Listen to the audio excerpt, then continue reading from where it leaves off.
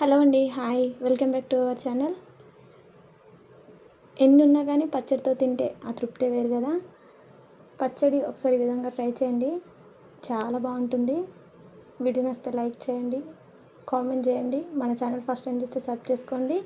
అలాగే మీ friends and ఫ్యామిలీకి share చేయండి. ఈ పచ్చడి ఒకసారి ఈ విధంగా చేసుకున్నారంటే అందరికీ తప్పకుండా నచ్చుతుంది. ఒక 10 నుంచి 15 డేస్ ఫ్రిడ్జ్లో పెట్టుకుంటే స్టోర్ ఉంటుంది. అది ఎలా చేసుకుందామో చూసేద్దాం రండి. దానికోసం ముందుగా ఒక పుదీనా కట్ట తీసుకొని అది ఇలా ఇలా ఆకులుగా తెంపి పక్కన పెట్టేసుకోవాలి. తర్వాత ఇలా పండు మిర్చి తీసుకొని వీటిని ఇలా కడిగి తల లేకుండా పక్కన పెట్టేసేయాలి.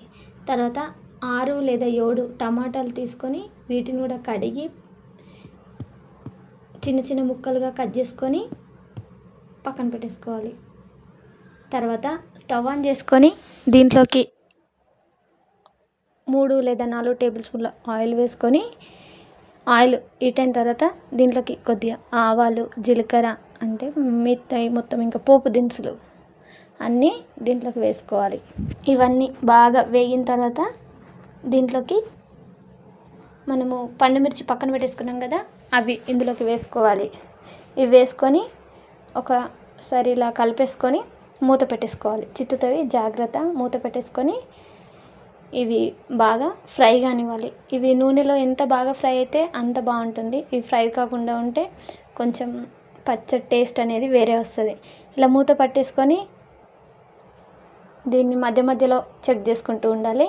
ఇలా ఒకసారి ఇలా కలిపేసుకొని మళ్ళీ మూత పెట్టేసి ఇవి ఫ్రై అవుతున్నాయని చూసుకుంటూ ఉండాలి. మధ్య మధ్యలో మాడకుండా చూసుకోవాలి. తర్వాత మళ్ళీ మూత పెట్టేసి చూడండి, ఇలా చూసుకుంటూ కలుపుకుంటూ ఉంటే ఇవి ఎంత బాగా ఫ్రై అవుతాయో. ఇవి బాగా ఫ్రై అయిన తర్వాత వీటిని తీసి పక్కన పెట్టేసుకోవాలి.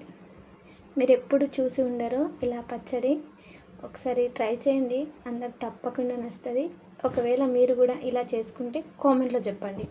చూడండి, ఇక్కడ మిర్చి మొత్తం బాగా ఫ్రై అయినాయి. తర్వాత వీటిని తీసి పక్కన పెట్టేసుకొని ఒక గిన్నెలో వేసుకొని మనం ముందుగానే కట్ చేసి పెట్టుకున్న ఈ టమాటా ముక్కలు కూడా దీంట్లో వేసుకోవాలి. ఒక దగ్గర ఫ్రై చేసుకోవద్దు, వేరువేరుగా ఫ్రై చేసుకుంటేనే బాగుంటాయి. తర్వాత ఈ టమాటాలు కూడా దీంట్లో వేసుకొని మూత పెట్టేసి వదిలేయాలి. తర్వాత ఇవి చూడండి, ఇలా మొత్తము మగ్గిపోయి మంచిగా దగ్గరికి వచ్చినాయి కదా. ఇప్పుడు ఇలా ఒకసారి కలిపేసుకొని దీంట్లోకి ఒక పెద్ద నిమ్మకాయ సైజ్ అంతా చింతపండు వేసుకోవాలి. చింతపండు వేసుకొని మళ్ళీ ఒకసారి కలిపేసుకొని మూత పెట్టేసుకోవాలి ఒక 2 మినిట్స్ అట్లా. ఎందుకంటే టమాటా ఉడికిపోయింది, ఓన్లీ చింతపండు కొంచెం మెత్తబడడానికి మాత్రమే. ఇట్లా కొద్దిసేపు ఉంచి ఒక 2 మినిట్స్ తర్వాత మూత తీసి ఒకసారి కలిపేసుకొని స్టవ్ ఆఫ్ చేసుకొని పక్కన పెట్టేసుకోవాలి ఈ చింతపండు. తర్వాత దీంట్లోకి ముందుగానే మనము కట్ చేసుకున్నాం కదా ఈ పుదీనా, తెంపి పెట్టుకున్న పుదీనా కూడా దీంట్లో వేసుకొని ఇది మంచిగా మొత్తం పచ్చివాసన పోయేంత వరకు ఫ్రై చేసుకోవాలి. ఇది ఫ్రై చేసుకుంటే ఇది వేరే అయిపోతుంది మొత్తం కలర్ అనేది. అప్పటి వరకు ఇది మంచిగా ఫ్రై చేసుకొని తీసుకోవాలి. దీన్ని కూడా చూడండి ఎంత బాగా ఫ్రై అయిపోయిందో. ఇలా ఫ్రై అయిన తర్వాత దీన్ని ఇలా ఒకసారి కలిపేసుకొని దీన్ని కూడా తీసి పక్కన పెట్టేసుకోవాలి.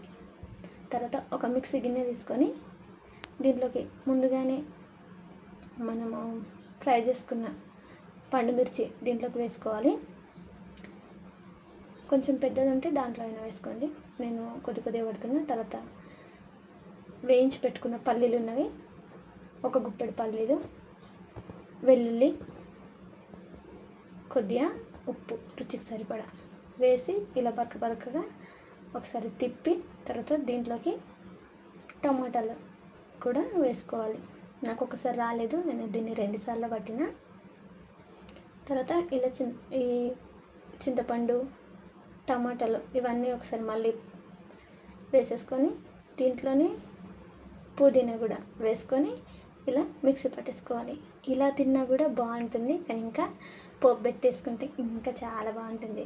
మరీ మెత్తగా కాకుండా ఇలా కొంచెం బరకగా ఉండేటట్లే పట్టేసుకొని పక్కన పెట్టేసుకోవాలి. తర్వాత ఒక గిన్నె తీసుకొని దీంట్లోకి 2 లేదా 3 టేబుల్ స్పూన్ల ఆయిల్ అనేది వేసుకోవాలి. ఆయిల్ హీట్ అయిన తర్వాత దీంట్లో కొద్దిగా జీలకర్ర, ఆవాలు ఇవి వేగిన తర్వాత దీంట్లోకి ఒక 5-6 ఎల్లిపాయలు,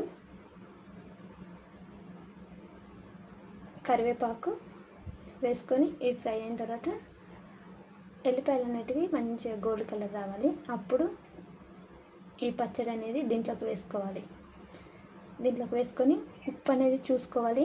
ఇప్పుడే మళ్ళీ తర్వాత అంటే ఇంకా మనకు ఎంత సరిపోతుందో అంత వేసుకొని ఇలా ఒకసారి కలిపేసుకొని ఒక 2 మినిట్స్ అట్లా ఉంచి స్టవ్ ఆఫ్ చేసుకుంటే ఎంతో టేస్టీ అయిన పండు మిర్చి టమాటో పచ్చడి రెడీ. దీనికి ఏం పేరు పెడతారో మీరే కామెంట్ చేయండి.